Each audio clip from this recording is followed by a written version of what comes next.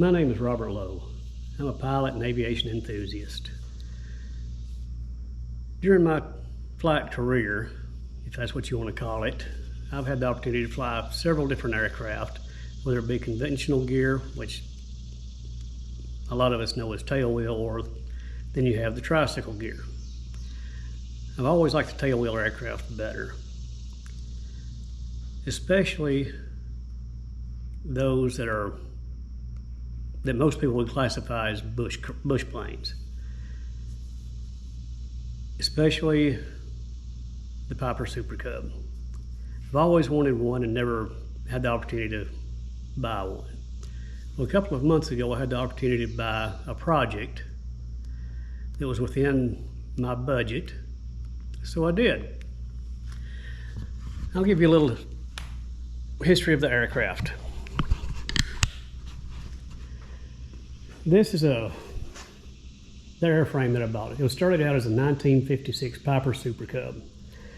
It's a PA-18 150. The previous owner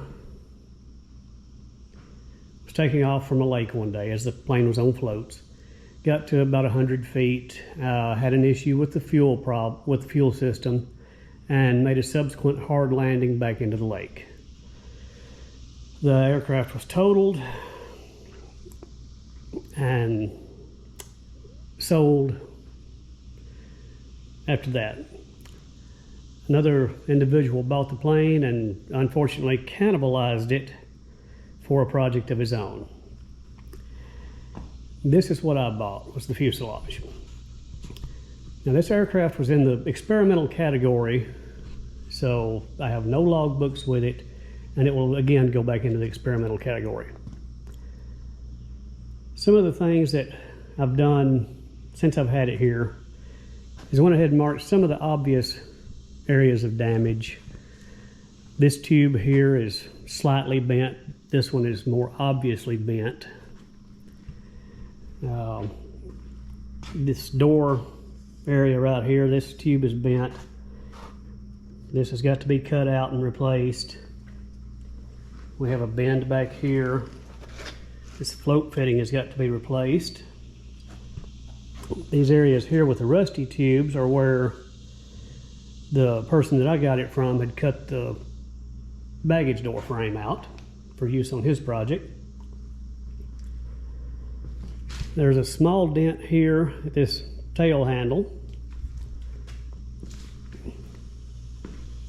As we walk around the other side,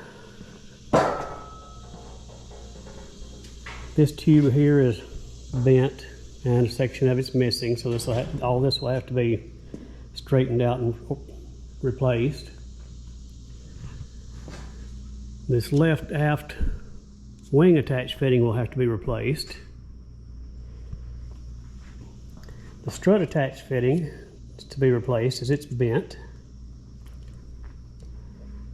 And I'm sure as I go along I'll find other things that are just not quite so obvious. To start with,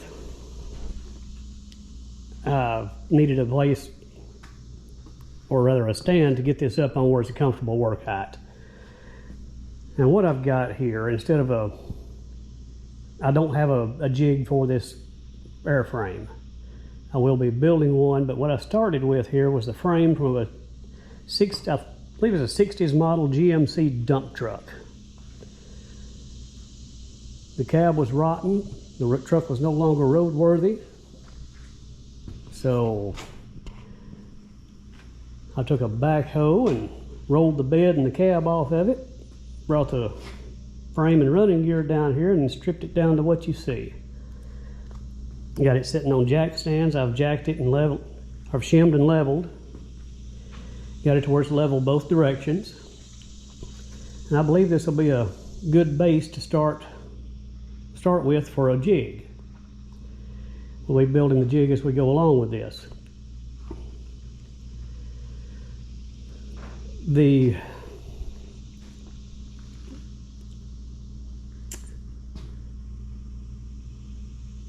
FAA and the aviation industry over the years have developed a set of standards for inspection and repair of aircraft. These are known as Advisory Circular 43.13-1B, Acceptable Methods, Techniques, and Practices, Aircraft Inspection, Repair, and Alterations, otherwise known as the Bible of Aircraft Repair. We'll be using that to make these repairs. I fully believe that they have done this. They've come up with this for the reason of safety. And as I do intend to take my children flying with me in this aircraft, I want it to be as safe as possible.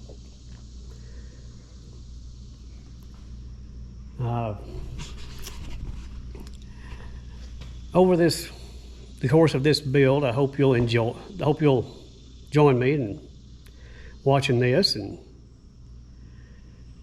maybe we'll all learn something together. If you have any remarks or comments, please put them in the post, and I'll answer as best I know how and as soon as I can. Thank you.